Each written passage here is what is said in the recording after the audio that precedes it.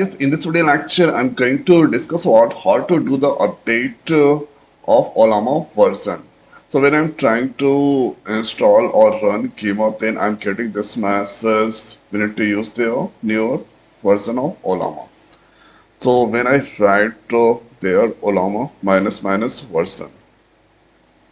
So here 19 version that install. So opening this place, so PowerShell, and there I'm going to use this command. So this command I will paste into the description. From there you can easily get. Now press enter. So PowerShell and downloading the Ollama version. So here you can see this is the status.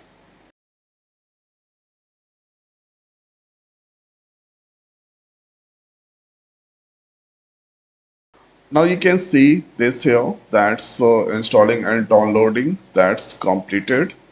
Then after here you can see this is 19%, and let's write there Ollama minus minus version. So here you can see this is updated. Now it's 20% that's come there.